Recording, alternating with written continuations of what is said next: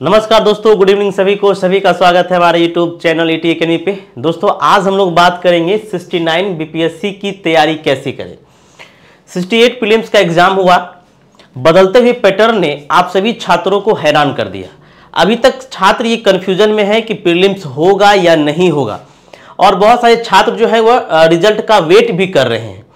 बीच में त्यौहार, होली जैसे त्यौहार भी आए जो आपके पढ़ाई में थोड़ा सा डिस्ट्रैक्शन जो है वो पैदा किया होगा, लेकिन अब सारी चीज समाप्त हो चुका है। अब आपका 68 का प्रीलिम्स भी समाप्त हो चुका है। जितने भी डिस्ट्रैक्शन थे, त्यौहार वगैरह, सब चीज समाप्त हो गया है। अब बारी है आपको फिर से अपने आप को तैयार करने का। अब बारी है फिर से अपने आप को बदलने का, और वो किसके लिए? तो 69 बीपीएससी के लिए। कहीं ऐसा ना हो कि जिस तरीके से 68 बीपीएससी ने आपको चौंकाया, ठीक उसी प्रकार 69 बीपीएससी भी आपको चौंकाए, आपको परेशान करे। इसके लिए आपको अभी से अपने आप को तैयार करना होगा, ठीक उसी प्रकार से जिस प्रकार 69 में पैटर्न जो है वो बदला जा रहा है।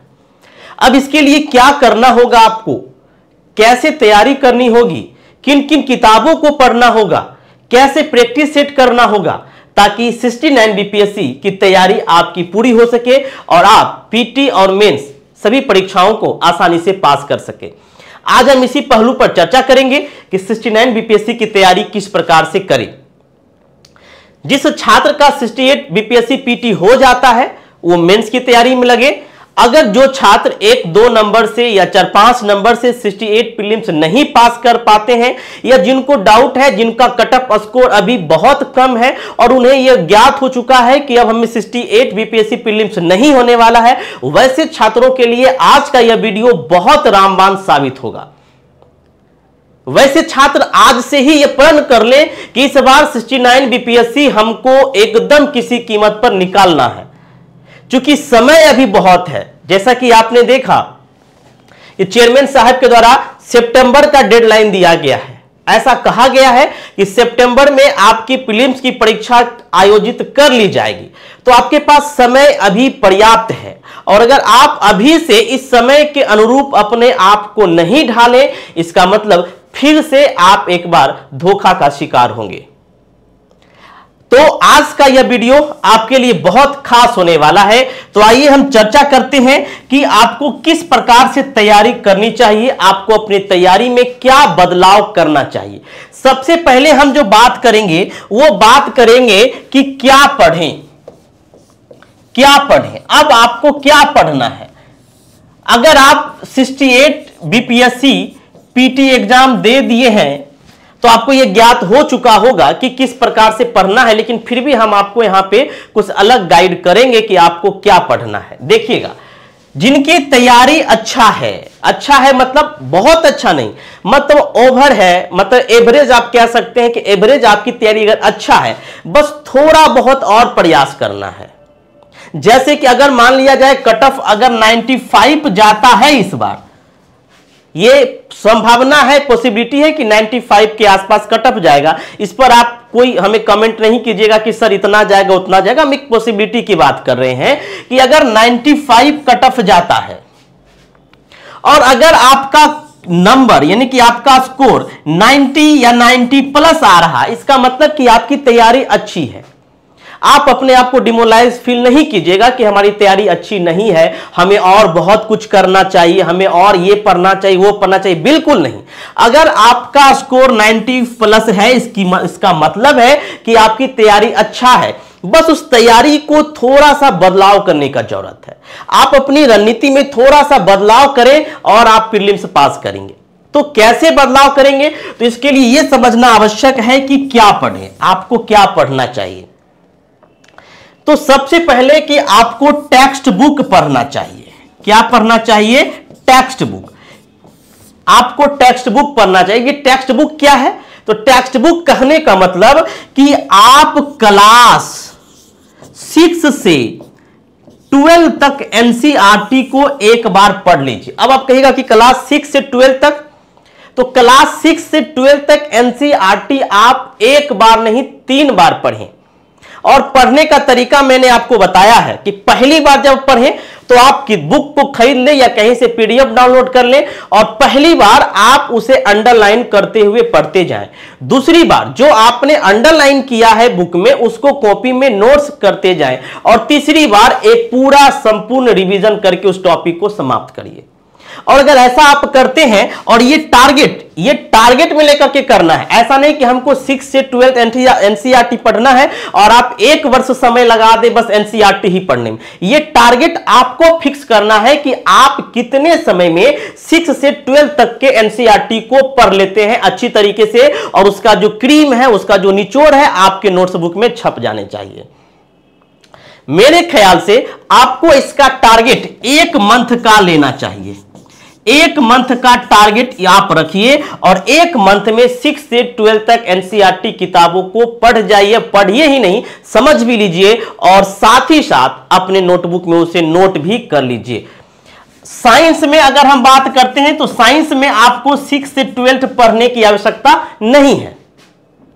साइंस में अगर आप 6 to 10 भी पढ़ लेते हैं तो आपके लिए सफिशिएंट है। 6 to 10 साइंस के लिए 6 to 10 ठीक सफिशिएंट है। बल्कि और जो भी सब्जेक्ट है, हिस्ट्री है, पॉलिटी है, ज्योग्राफी है, इकोनॉमिक्स है, ये आपको 6 से 12 पढ़ना ही पढ़ना होगा। क्योंकि आप अगर टेक्स्ट बुक पढ़ेंगे तो आपका कॉन्सेप्ट क्लियर होगा और जो आपको मेंस के एग्जाम में भी बहुत बड़ा फायदा देगा। तो क्या पढ़े में? टेक्स्ट बुक आपको सबसे पहले टारगेट बनाइए कि 1 महीने में हमें एनसीईआरटी पढ़ लेना है और हमारे द्वारा, हमारी टीम के द्वारा आज से ही एनसीईआरटी सीरीज भी लाया जा रहा है ना। हम साइंस के सीरीज ला रहे हैं, अंजलि मैम हिस्ट्री के सीरीज ला रहे हैं, आलोक सर ज्योग्राफी के सीरीज ला रहे हैं। तो तमाम एनसीईआरटी सीरीज भी हम एमसीक्यू के माध्यम से और टॉपिक के माध्यम से भी आपके समक्ष प्रस्तुत करेंगे। तो आप लोग जरूर उस सीरीज का लाभ उठाइए और अधिक से अधिक शेयर कीजिए। तो पहला बात, आपको टेक्स्ट बुक पढ़ना है, ठीक है। दूसरी बात क्या करना है, तो आपने तो यहां तक आप कहिएगा कि सर ये तो आप बता दिए हिस्ट्री, पॉलिटी, ज्योग्राफी, साइंस के बारे में, बिहार स्पेशल कहां से पढ़ें? क्योंकि इस बार के 1-2 प्रश्न ऐसे थे जो किसी किताब में नहीं, जैसे चंपारण में गांधी जी की प्राणों की रक्षा किसने किया, कोई बुक में नहीं दिया गया। तो वैसे 1-2 प्रश्न को लेकर के आप अपने आप को डिमोरलाइज फील नहीं करें। बहुत कम ही लोग होंगे जो इस प्रश्न का जवाब जान रहे, एटलीस्ट जो पढ़ा रहे होंगे उन्हें भी नहीं मालूम होगा इस प्रश्न का जवाब क्या होगा। तो ऐसे प्रश्न अगर नहीं भी बनते हैं तो उसके लिए डिमोरलाइज नहीं होना है, लेकिन कोशिश करें कि अधिक से अधिक जानकारी आपके पास इकट्ठा हो। बिहार स्पेशल के लिए क्या करें, है ना। बिहार स्पेशल के लिए आपको सबसे पहले क्या करना है, जो केबीसी नैनो है, केबीसी नैनो का बिहार स्पेशल का बुक आता है, हिंदी और इंग्लिश दोनों मीडियम में, आप उसे प्रीफर कर सकते हैं, उसे बढ़िया से पढ़ सकते हैं। कई लोग इम्तियाज अहमद भी पढ़ना पसंद करते हैं, तो आपको जो अच्छा लगे आप उस किताब को पढ़ सकते हैं। मेरे अनुसार से आप केबीसी नैनो आपके लिए बेस्ट है, आप उसे पढ़ सकते हैं। काफी अच्छे तरीके से चीजों को समझाया गया है बिहार स्पेशल के लिए, ठीक है।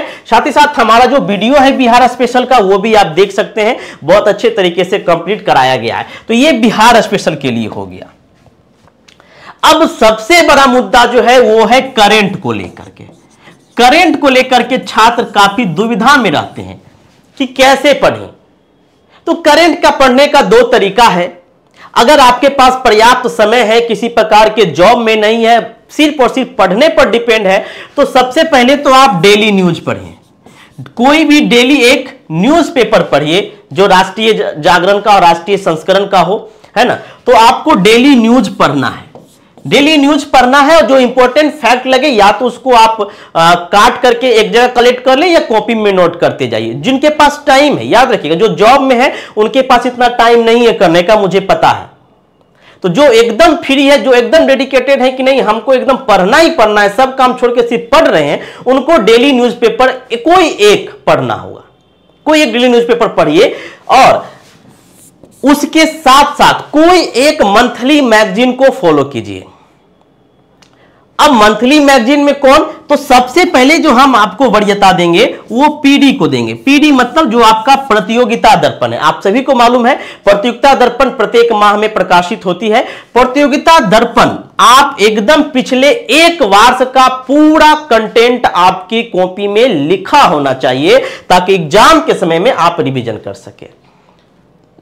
तो करंट के लिए प्रतियोगिता दर्पण मेरे हिसाब से बेस्ट है। बाकी आप इसके अलावा क्रोनिकल भी यूज कर सकते हैं, लेकिन क्रोनिकल थोड़ा सा लेंदी हो जाता है, थोड़ा सा यूपीएससी मीडियम में हो जाता है। तो अगर आप यूपीएससी के साथ साथ बीपीएससी की तैयारी कर रहे हैं तो पीडी के जगह क्रोनिकल यूज करिए, दृष्टि का मैगजीन यूज कर सकते हैं, ठीक है। लेकिन अगर ओनली सिर्फ बीपीएससी का प्रिपरेशन कर रहे हैं तो आपके लिए प्रतियोगिता दर्पण बेस्ट है, आप इसे फॉलो कीजिए। बाकी न्यूज़पेपर पढ़ते रहिए, करंट का और कोई आपका मतलब कहीं से कुछ करने का जरूरत नहीं। यहां लास्ट टाइम में कुछ ऐसे छोटे छोटे मैगजीन्स या बुक निकलता है जिससे आपको सिर्फ और सिर्फ रिवीजन करना है, जैसे स्पीडी का, ठीक है। तो आप करंट के लिए सिर्फ इतना करें और एकदम टारगेट कर लीजिए कि जब भी प्रतियोगिता दर्पण आए, जिस माह का भी आए, आप उसे 5 दिन में समाप्त कर लें। जैसे अगर मार्च का प्रतियोगिता दर्पण आया है तो 5 दिन में मार्च का प्रतियोगिता दर्पण आपके कॉपी में नोट हो जाना चाहिए, जो भी करंट से संबंधित बात है।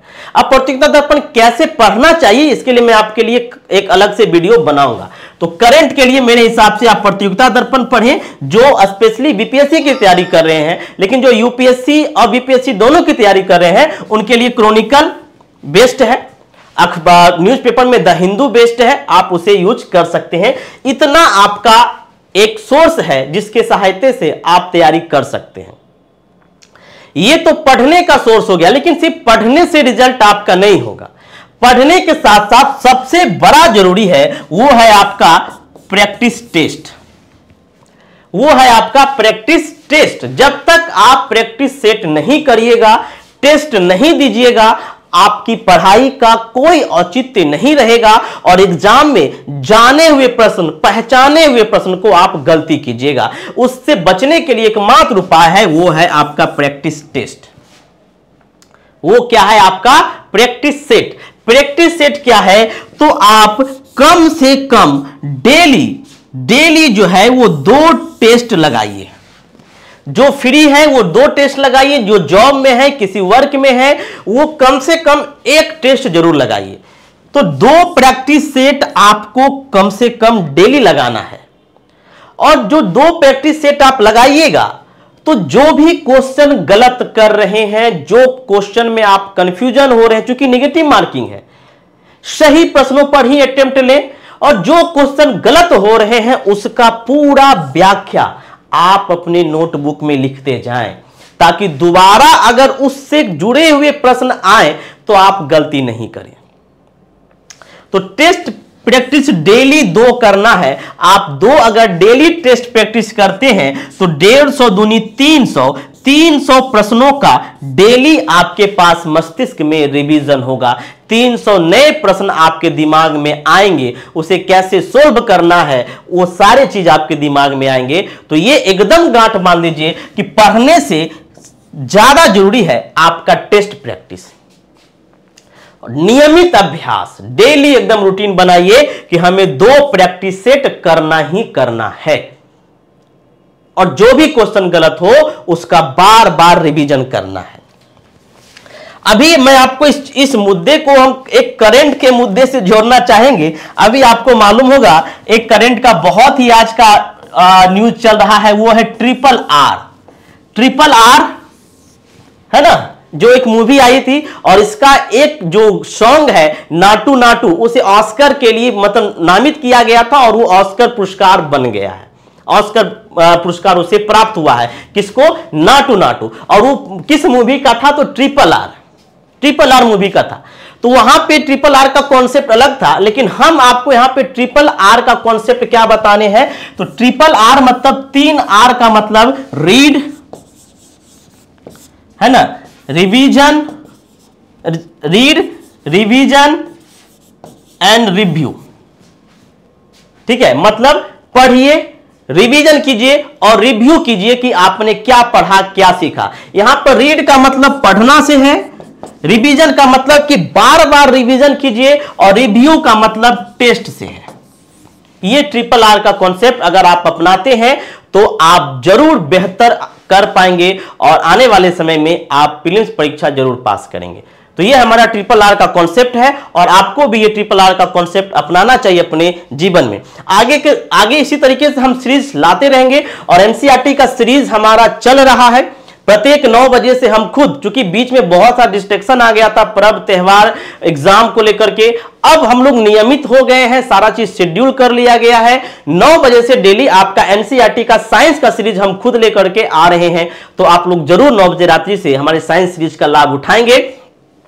और भी जो हमारी टीम है उनके द्वारा भी सीरीज लाया जा रहा है, तो आप जरूर जो है इस निर्धारित समय पर आप जुड़ सकते हैं। और अगर विशेष जानकारी, आपको किसी प्रकार का नोट्स चाहिए, कोई क्लास संबंधित जानकारी हो, तो आप हमारा नंबर 7909014952 पर कांटेक्ट कर सकते हैं। अगर आपको एनसीईआरटी का नोट्स चाहिए, कोई टेक्स्ट बुक के बारे में जानकारी चाहिए, आप अगर किसी समस्या से परेशान है, किस प्रकार तैयारी करें, क्या सॉल्यूशन होना चाहिए, तो आप हमसे डायरेक्टली इस नंबर पे व्हाट्सएप या कॉल के माध्यम से संपर्क कर सकते हैं। तो फिर विदा लेते हैं, मिलते हैं फिर नेक्स्ट इसी तरीके के वीडियो में। तब तक के लिए सभी को धन्यवाद। जय हिंद।